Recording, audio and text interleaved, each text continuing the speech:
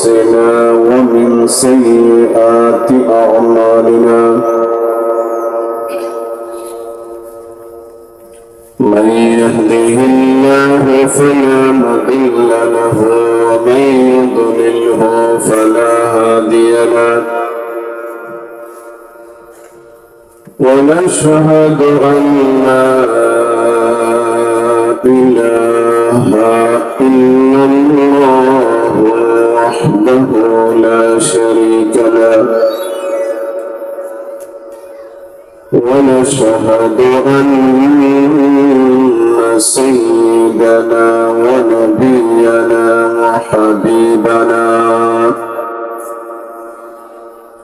ومولانا محمدا عبده ورسوله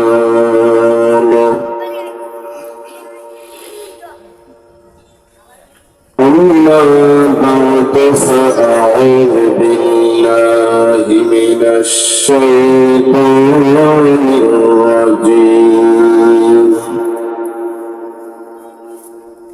بسم الله الرحمن الرحيم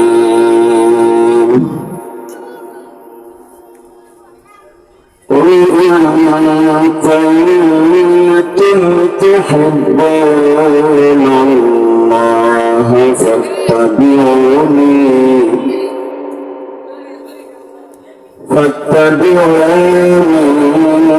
يحببكم الله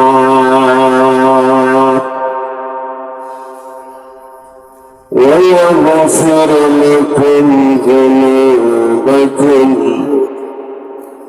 والله غفور رحيم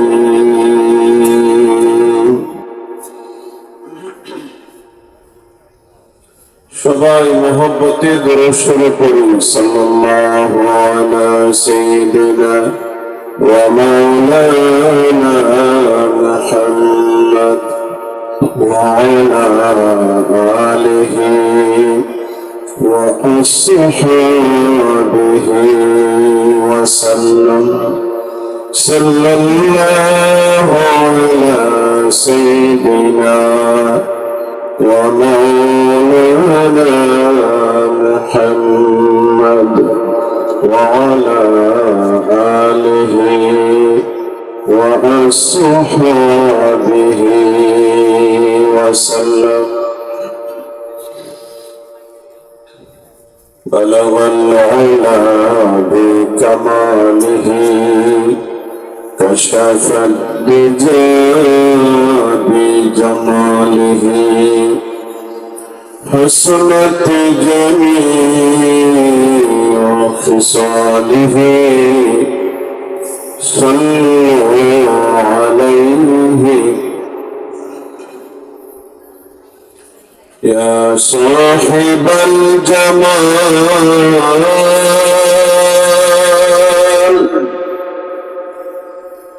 ويا سيد البشر من وجهك المنير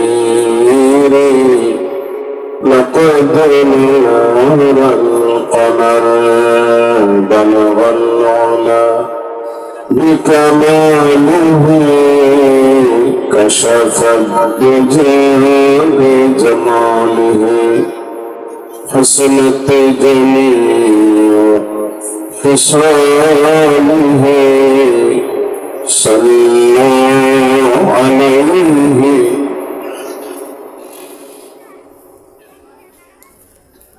لا يمكن الصلاة كما كان حقه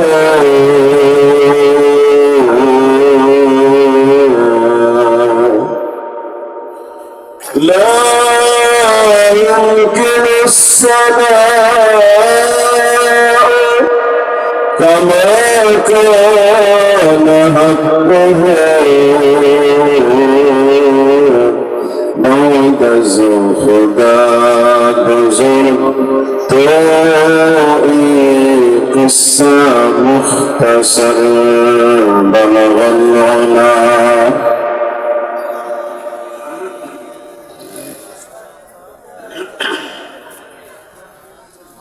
حسنت جميع خصاله صلوا عليه আওয়াজ এত দুর্বল কেন? নবীগঞ্জের মানুষ আওয়াজ বাড়া। লা ইলাহা ইল্লাল্লাহ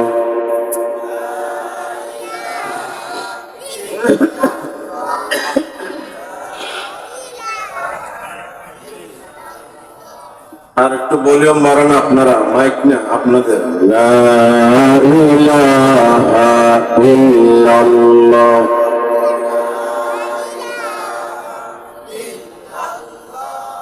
লা ইলাহা ইল্লাল্লাহ মুহাম্মাদুর রাসূলুল্লাহ।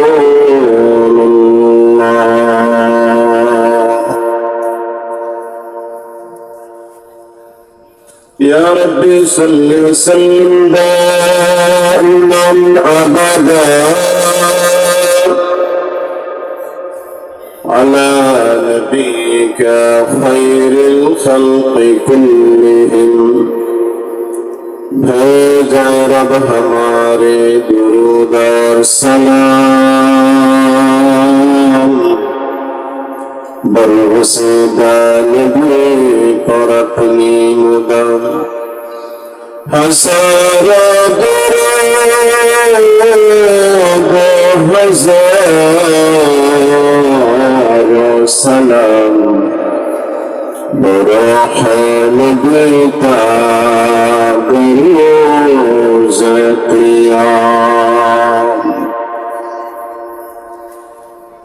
আমার অত্যন্ত প্রিয় এলাকা সদরঘাট। অনেক আমি উস্তাজুল উলামা আল্লামা মনিরুদ্দিন সাহেব শাইখে সদরঘাটি রহমতুল্লাহ আলাইহি স্মৃতি পরিষদের বিরাজিত আজকের এই পঞ্চম বার্ষিক তাফসীরুল কোরআন মাহফিলের সম্মানিত সভাপতি, আমাদের সকলের প্রিয় মানুষ হাফেজ মাওলানা মুনতাসির বিল্লাহ বাগদাদী দামাত বারাকাতুহুল আলিয়া, মুআজ্জাজ উলামায়ে কেরাম, এলাকার গণ্যমান্য মুরব্বিয়ান, মুসল্লিয়ান, যুবক, তরুণ, ছাত্র ভাই, আশপাশ এলাকা থেকে শুনছেন সম্মানিত নয়ন, মহান আল্লাহ পাক রব্বুল আলামিনের দরবারে অফুরন্ত শুকর আদায় করি যদি আমাদেরকে সালাতুল ইশার পর মসজিদের সামনে জান্নাতি পরিবেশে বসে কোরআনুল কারীম থেকে কথা শোনার তৌফিক দান করলেন। সকলে স্বতঃস্ফূর্ত কণ্ঠে আল্লাহর দরবারে শুকরগুজার হচ্ছি, আলহামদুলিল্লাহ। শরতে মহান আল্লাহর দরবারে দোয়া করছি, শাইখে সদরঘাটি রহমতুল্লাহ আলাইহির দরজাত আল্লাহ বুলন্দ করুন। সকলে বলুন আমিন।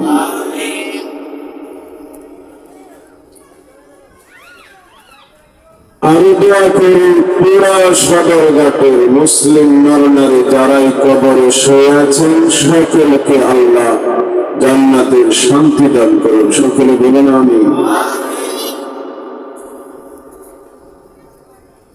আমি আপনাদের খিদমতে আল্লাহর কালামের সূরা আলে ইমরানের ৩১ নম্বর আয়াত তেলাওয়াত করেছি।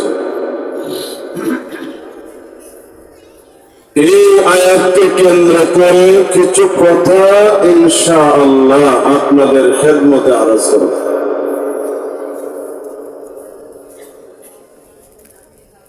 সূরাটির নাম সূরা আলে ইমরান, আয়াত নম্বর 31। প্রথমত আমরা আয়াতের সরল তর্জমাটা শুনে নিই। এই ছোট্ট আয়াতে আল্লাহ কি বললেন? আল্লাহ বলেন, নবীজি আপনি বলে দিন, তোমরা যদি আল্লাহকে ভালোবাসতে চাও, তোমরা যদি আল্লাহকে ভালোবেসে থাকো, ফাত্তাবিউনি, আমার ইত্তেবা, আমার অনুসরণ করো। আমার অনুসরণ করলে হবে কি? ইউহিব্বুকুমুল্লাহ, আল্লাহ তোমাদেরকে ভালোবাসবেন। সুবহানাল্লাহ নাই? আসতেছে, রাখেন। ওয়ায়াগফির লাকুম যুনুবাকুম, আর আল্লাহ তোমাদের গুনাহ খাতা মাফ করে দেবে। আর আওয়াজ বাড়িয়ে বলেন সুবহানাল্লাহ। আসতেছে যে বললাম, এর অর্থ হইল একটু পরে বুঝবেন কথাটা। বাংলাদেশে একতরফা ভালোবাসা যথেষ্ট আছে। একতরফা ভালোবাসার অর্থ হলো কোন একটা ছেলে কোন একটা মেয়েকে এত ভালোবাসে, না পেলে আত্মহত্যা করবে, কিন্তু মেয়েটা তার দিকে ফিরেও চায় না। নাই? কথা বলেন না। এগুলোকে বলে একতরফা।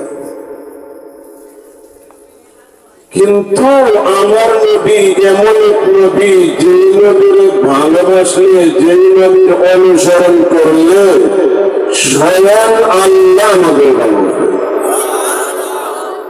এই এখন বুঝছে, আপনি গরিবের ছেলে হলে বড় লোকের মেয়ের দিকে চাইলে কাজ হবে না, সে ফিরেই চাইবে না। দুনিয়ার আগে বাগে ভালোবাসার জন্য মানুষের পর্যন্ত ত্যাগ স্বীকার করে নোংরা ভালোবাসার পিছিয়ে পড়ে। আজকে ভালোবাসার ওয়াজ হবে একটা প্রিয়, যে ভালোবাসা আল্লাহর ভালোবাসা পাওয়া যায়, যে ভালোবাসা আল্লাহ ক্ষমা পাওয়া যায়। আওয়াজে বলেন সুবহানাল্লাহ।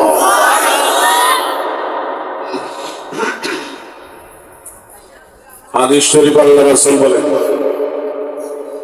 লা ইউমিনু আহাদুকুম হাত্তা আকুনা আহাব্বা ইলাইহি মিন ওয়ালিদিহি ওয়া ওয়ালাদিহি ওয়ান নাসি আজমাইন।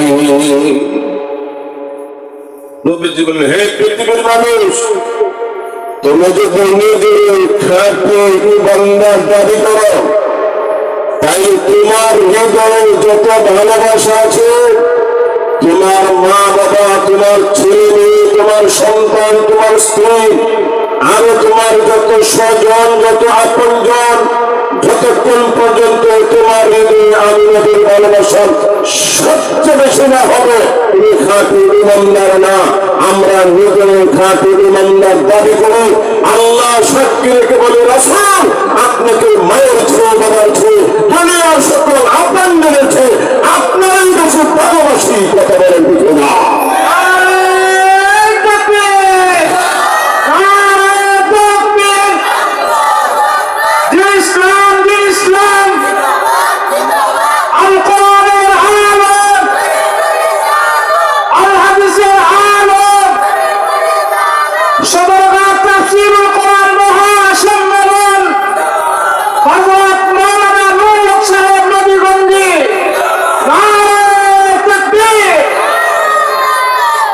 কথাটা যে বললাম,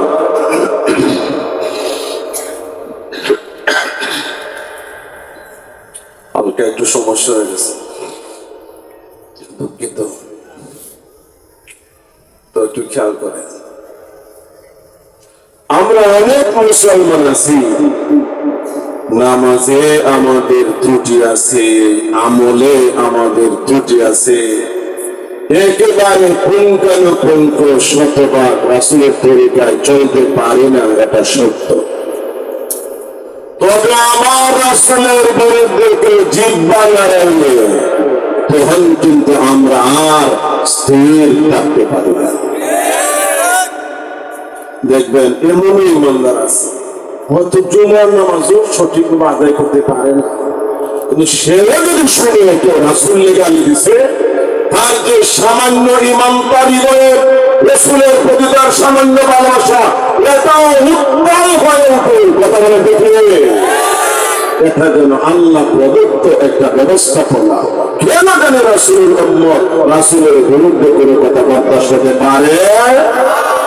রাসূলের অপমানে যদি না কাঁদে তোর মন, মুসলিম নয়, মুনাফিক নয়, রাসূলের দুশমন। তবে এই কথাটা সত্য। বাংলাদেশের যত তরিকার মুসলমান আছে কমবে সকলেই রাসূলের জন্য জীবন বাজি রাখতে রাজি। আমি অস্বীকার করি না রাসূলের উম্মত যেহেতু। তবে এই ক্ষেত্রে আমাদের কমে বরণের হুজুররাই রাজপথে আগে না। যদি পুলিশের গুলি হইয়া থাকে, পুলিশের পিটুনি হইয়া থাকে, পুলিশের দাওয়া হইয়া থাকে, বাংলাদেশের কওমি গণনার উলামায়ে কেরামরাই সবচেয়ে বেশি পুলিশের মুখোমুখি হয়েছেন নবীজির কষ্টে। আওয়াজে বলে ঠিক না? নবীজির ভালোবাসা, নবীজির ভালোবাসা, ভালোবাসা একটা গোপন বিষয়। কথা বলবেন, ভালোবাসা কি বিষয়? এটা এটার জায়গা হাতে না, এই জায়গার মধ্যে ভালোবাসা লোক। এটার স্থান হৃদয়। এটার স্থান কোথায়? হৃদয়ে ভালোবাসা থাকে। কিন্তু এই সমাজে অনেক ভালোবাসা আছে যা হৃদয়ে নয়, খালি টুকরো সাফা সাফা জানে। আর আরেকটা যে না মুখ দিয়ে এতটা বলে না, তবে তার অন্তরের মাঝে মায়া ভালোবাসাটা পুরোটা জোড়া। যেমন গতকাল মাহফিলে অনেক দূর যাব, তো ছোট ছেলেটা সিলেটে পড়ে, তাদের আম্মু কিছু খাবার দিচ্ছেন টিফিন। সময় তারা ওরা ফোন দেয় রোডে নিয়ে আসে, গাড়ি থেকে নামে নেই, দরজা খুলে কাছে এনে। আমি বলি না যে আমি আমার ছেলেকে ভালোবাসি, একটা ঠোঁটি বলা হয় না, জিহ্বাতে বলা হয় না, মুখ দিয়ে উচ্চারণ হয় না, কিন্তু অন্তরে মায়া আসেনি। বলেন না? বলেন না? যতক্ষণ পর্যন্ত আমার ছেলেটা টিফিন নিয়ে তার গেটের ভিতরে গেছে, ততক্ষণ আমি চেয়ে রয়েছি। আর কেন জানি অন্তরের মতন একটা চাপা চোপা লাগতেছে, কিন্তু পড়াতে তো মনে তো মানতেছে না তাকে। এইভাবে আমি ফেলে আমার মাহফিলে চলে যাই। এই যে মায়া, এটা তো কেউ দাবি করে না আমি আমার ছেলেরা ভালোবাসি, কিন্তু অন্তরে নাই না আছে। আজকে বলে হবে না, জুড়ে নাই না আছে। এই যে নেচারালি মায়াটা, এটা রাসূলের প্রতি মায়া অন্তরে সৃষ্টি হবে যদি রাসূলের তরিকায় চলা যায়, যদি রাসূলের পথে চলা যায়, যদি রাসূলের মতে চলা যায়, যদি রাসূলের সুন্নতের উপর আমল করা যায়। সন্তানের প্রতি বাবার যেমন মায়া, আম্মা আব্বার প্রতি সন্তানের যেমন মায়া ওঠে, অনুভব পাবে উম্মতের অন্তরে মাঝে রাসূলের মায়া ওঠে হয়ে যায়।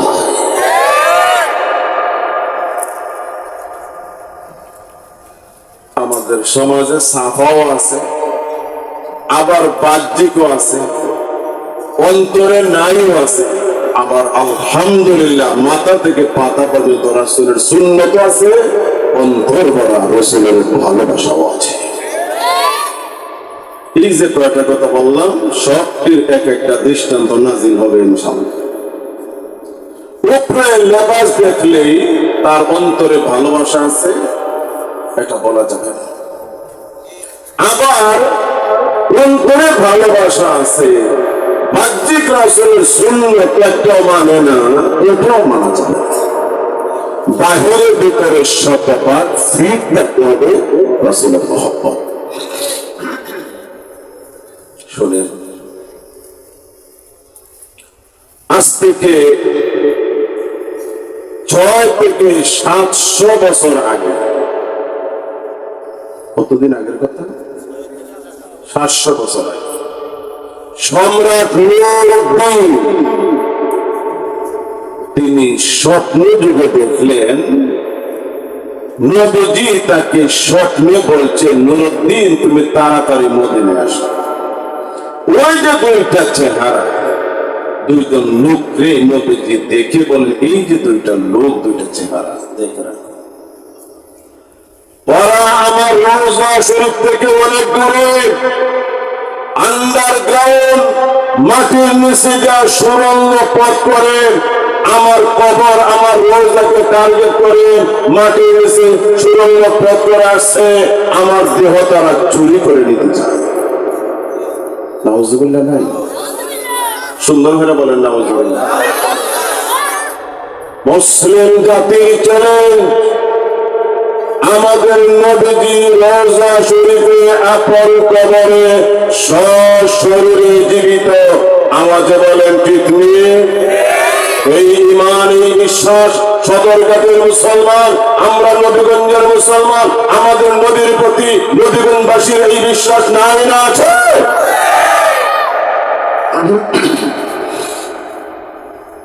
নবীজি রওজা শরীফে সশরীরে বিদ্যমান, আমলের বরজখের জগতে তিনি আছেন, তবে তার দেহটা শতভাগ ভক্ত। সম্রাট নূরউদ্দিন একেবারে 2 দিন স্বপ্ন দেখার পরেও দিনের বেলায় আর স্বপ্ন মনে থাকে না। 3য় দিন তিনি স্বপ্ন দেখলেন, স্বপ্ন দেখার পরে আর ভুললেন না। স্বপ্নে কিন্তু 2টা চেহারা দেখানো হয়েছে। দেরি না করে অনেকগুলো ফোর্স নিয়ে সম্রাট নূরউদ্দিন মদিনায় চলে আসলেন। সৈন্য দিয়ে মদিনা ঘেরাও দিলেন। মদিনার গভর্নরে বললেন, মদিনার গভর্নর, মদিনা সিটির ভিতরে যত পুরুষ সবাই বলেন আমার সাথে সাক্ষাৎ করার জন্য। আমি সকলের জন্য হাদিয়া নিয়ে এসেছি, আমি সকলের হাতে হাতে সাক্ষাৎ প্রদান করব।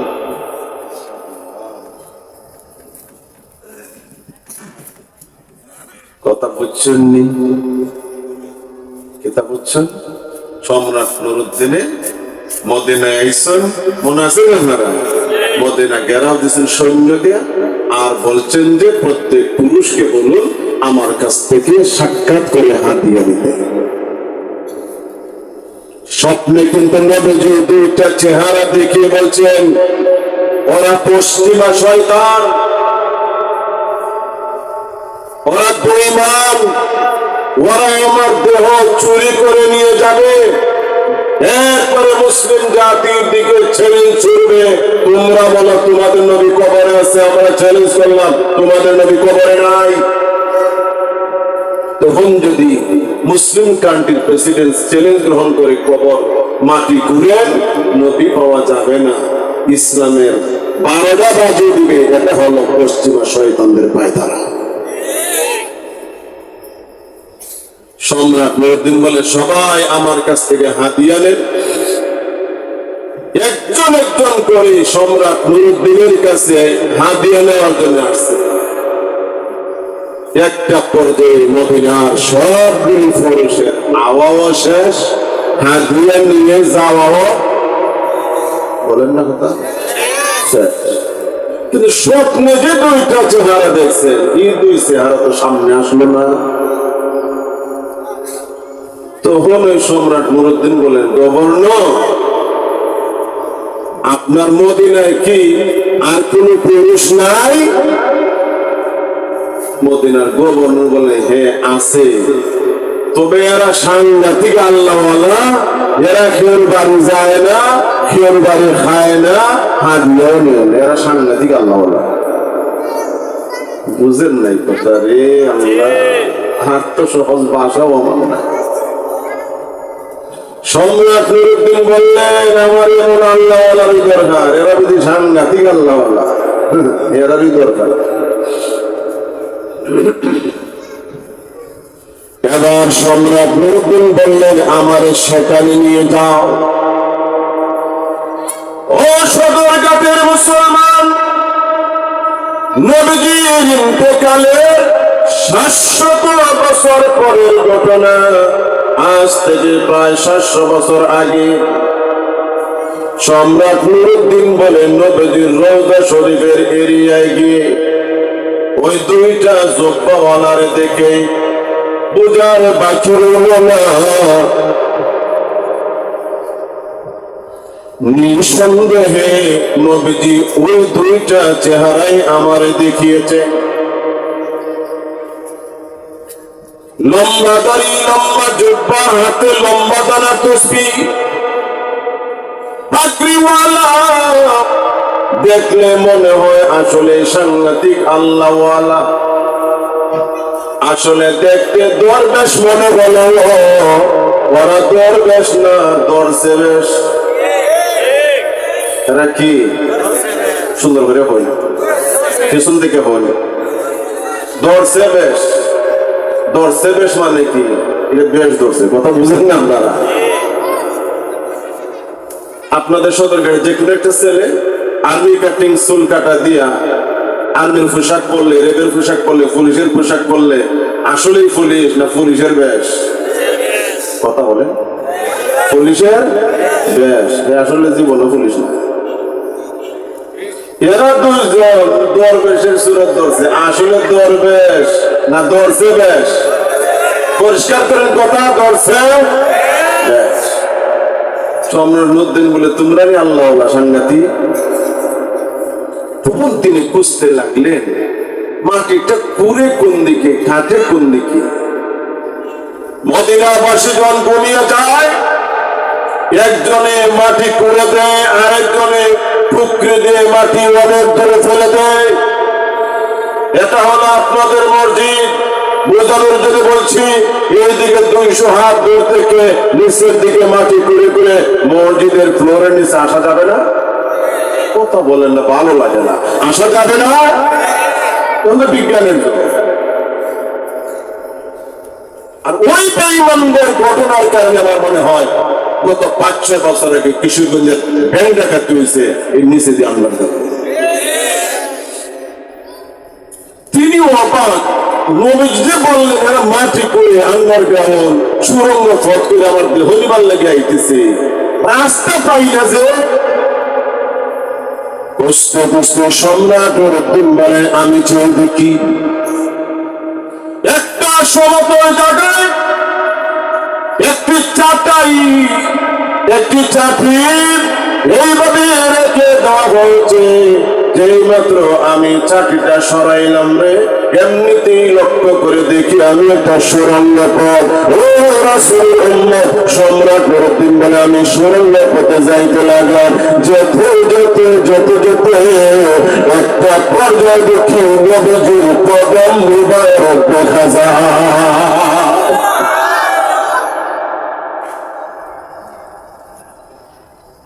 এই দেশের আহলে হাদিসের নামে কিছু আলেম আছে, এরা নবীজির দেহ মুবারক, নবীজির রওজায় অক্ষত ওরা মানে না। নাউজুবিল্লাহ। নবীজি বলেছেন, সমস্ত নবী রাসূলের দেহকে মাটি গ্রাস করা হারাম, হারাম, হারাম। সদরঘাটের মানুষ মাটি লোহা খাওয়ার মতো এতটা ক্ষমতা আছে, কিন্তু নবী রাসূলের দেহকে মাটি টাচ করার অধিকার আল্লাহ দেন নাই। সমস্ত নবী রাসূল যেখানে কবরে জিন্দা আছেন, ক্ষত আছেন, আমাদের নবী তো শ্রেষ্ঠ নবী। আওয়াজ বলেন ঠিক না? মুসলিম শরীফের হাদিস, আল্লাহ রাসূল বলেন, আমুরু আলা কবরে মুসা ওয়া হুয়া ইউসাল্লি কাইমা। সুবহানাল্লাহ। নবীজির মেরাজে যাওয়ার বেলা মুসা নবীর কবরের উপর দিয়ে যাচ্ছিলাম, আমি দেখেছি হযরত মুসা দাঁড়িয়ে নামাজ পড়ছে। মুসলিম শরীফ মানে, বুখারী শরীফ মানে, আবার মুসলিম শরীফের কথা মানে। কথা বুঝেন না? এখন আপনাদের বিশ্বাস আমাদের সাধারণ মুর্দাদের মতো আমরা নবী কি মাটির সাথে মিশে গেছে? আওয়াজে বলেন, আওয়াজে বলেন, আওয়াজে বলেন। এমন বিভ্রান্তিমূলক বক্তব্য আমাদের কান স্পর্শ করলেন, আমরা নাউজুবিল্লাহ বলে তার প্রতিবাদ করব। আমরা বিশ্বাস করি আমাদের নবী কবরে জিন্দা সশরীরে। আওয়াজে বলেন ঠিক না? তাইলে ওরা যে সুরত ধরল আর বলল আমরা নবীজিরে ভালোবাসি, যেখানে নবীজির রোজার এরিয়া ছেড়ে আমরা যাই না, আমরা হাদিয়াও খাই না, আমরা সাংঘাতিক। এরা কি কথা বলেন? এরা কি? যারা বলে আমরা হাদিয়া খাই না, এত বড় লোকে দেখাইয়েন না হাদিয়া রাসূলের সুন্নাহ। জোরে বলেন সুবহানাল্লাহ। হাদিয়া কোনটা? কোন ব্যক্তি যদি মহব্বত করে কাউকে কোনো কিছু আল্লাহর ওয়াস্তে দেয়, এটার নাম কি? সুন্দর করে বলি, এটার নাম কি? হাদিয়া। এই বিষয় নিয়ে আমি আর কথা বাড়াবো না। হাদিয়া দেওয়া সুন্নাত, নেওয়া সুন্নাত, এটার মধ্যে সওয়াব জড়িত। যিনি দিবেন তিনিও সওয়াব পাবেন, যিনি গ্রহণ করবেন তিনিও সওয়াব পাবেন। সুবহানাল্লাহ নাই? কিন্তু কারো গলার মধ্যে সিয়াফা লাইয়া জায়গা নেই, এটার নাম হাদিয়া। মাতুন আপনারা গলার মাঝে সিয়াফা লাইয়া কথা হইলে এটার নাম বুঝি হাদিয়া। রাস্তাটা হাঁটি পাইয়া, গাছ ফালাইয়া, যা আছে সব নিয়ে গেল, ঘড়ি নিয়ে গেল, আংটি নিয়ে গেল, মোবাইল নিয়ে গেল, টাকা পয়সা সব নিয়ে গেল। আমার না, যে কোনো কারণ ফরেনের কাপড়টা নিয়ে গেল, শুধু আন্ডার ভরাই আছে। একটু দূর যাওয়ার পরে টাকা দাঁড়া, আরেকটা রয়েছে, এটাও দিয়া যা। ভদ্রলোক ভাই নিতে নিতে সব নেনে খালি আন্ডার রয়েছে। না, এটা নিব না, আমরা এত নিছিলাম না, তোমার এটা পড়া থাকবে, তবে আরেকটা আছে, এটা তুমি দিয়া দেওয়া লাগবে। কবে আর কিছু নেই, বিশ্বাস করো আছে। কি বলো? আল্লাহর ওয়াস্তে তোমরা মাফ করে দিল। বুঝেন না কথা? ডাহাতে পিস্তল ধরে বেটা তাড়াতাড়ি আল্লাহর রাস্তা আমরা মাফ করে দিছস। বেচারা গো ভাই, মাফ তো আগে দিতে গেছি, যে পিস্তল দেখছি মাফ তো আগে। আপনারা কি মনে করেন মাফ হইব? আরে বুঝাইতে পারি না আল্লাহ। এই যে পিস্তল ধরে হইল, যা নিছ আল্লাহর রাস্তা মাফ করে দিলাম, এটা কি মাফ হইব? জোরে বলেন, দেখি মাফ হবে? হাদিয়া অনেক সম্মানজনক একটা বিষয়ের নাম হাদিয়া। হাদিয়ার প্রতি অবজ্ঞা করা যাবে না। হাদিয়া দেওয়া সব, হাদিয়া নেওয়া সব, হাদিয়া রাসূলের সুন্নাহ। তবে এটাকে নষ্ট করা যাবে না, বিকৃত করা যাবে না, গান্দা বানানো যাবে না। এবার সুলতান নুরউদ্দিন বললেন, সম্রাট নুরউদ্দিন বললেন, রাসূল আমারে স্বপ্ন দেখিয়েছেন, ওরা পশ্চিমা শয়তান, রাসূলের দেহ মুবারক আরো একটা দিন সময় পাইলেই চুরি করে ছিনতাই করে নিয়ে যাইত, আর মুসলিম জাতির জন্য বিভ্রান্তি ছড়াইত। এদের শাস্তি কি দেওয়া যায় নিজেই সিদ্ধান্ত নিলেন। প্রথমত তিনি তলোয়ার দিয়ে এদেরকে টুকরা টুকরা করে, পেট্রোল দিয়ে আগুন দিয়ে চালিয়ে বিশ্বনবীর শত্রুদেরকে সর্বোচ্চ শিক্ষা দিয়েছেন। কথা বলেন ঠিক না?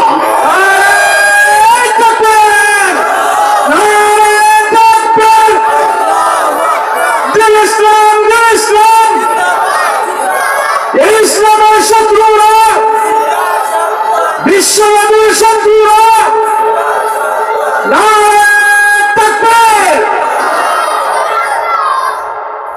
এবার আসেন, নবীজির ভালোবেসেছেন যারা, কিয়ামত পর্যন্ত ভালোবাসবেন যারা, অনুসরণের মাধ্যমে, ইত্তেবার মাধ্যমে। আমি যদি প্রশ্ন উত্থাপন করি, কোন দেশের মানুষ, কোন জাতি, কোন গোষ্ঠী নবীজিরা সবচেয়ে বেশি ফলো করেছেন, নবীজিরা সবচেয়ে বেশি অনুসরণ করেছেন, নবীজিরা সর্বোচ্চ নিজের প্রাণের চেয়ে বেশি ভালোবেসেছেন, যদি এই প্রশ্ন মুসলিম জাহানের সামনে আসে, নির্দ্বিধায় যে উত্তর দিতে হবে সেটা হলো নবীজিরা সবচেয়ে বেশি ভালোবেসেছেন বাস্তবেই তারা হলেন নবীজির সাহাবায়ে কেরাম। আওয়াজে বলেন, আওয়াজে বলেন ঠিক। আজকে নতুন ভাবে নবীজির ভালোবাসার আবিষ্কার করা লাগবে না। যারা সর্বোচ্চ ভালোবাসা নবীজির উপহার দিয়েছে তাদের পথে চলতে পারলেই হবে। রিয়েল ভালোবাসা, অরিজিনাল ভালোবাসা, সত্যিকারের ভালোবাসা, আল্লাহর কাছে গ্রহণযোগ্য ভালোবাসা, রাসূলের সাহাবায়ে কেরামের তরিকার বাহিরে যাইয়া নতুন আবিষ্কৃত কোনো ভালোবাসা আল্লাহর কাছে কখনো হতে পারে না। যেমন 12 রবিউল আউয়াল আসলে আমাদের দেশে একদল হুজুর, তারা যথেষ্ট আয়োজন, আমিও বিশ্বাস করি একটা মহব্বত। তবে যে মহব্বতের মাঝে কিছু জানা নাই, শিখা নাই, বোঝা নাই, ওই মহব্বতের চেয়ে ওই মহব্বত শ্রেষ্ঠ যেখানে জানা যায়, বোঝা যায়।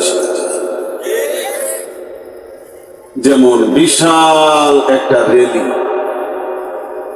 4-5 ঘন্টা সময় নিয়ে একটা রেলি, কি বললেন আর জাতি কি শিখল? এর চেয়ে যদি এতগুলি লোক একটা জায়গায় বসে নবীজির জীবন থেকে কিছু আলোচনা করা যায়, তাইলে জানাও যায়, বোঝাও যায়, শেখাও যায়।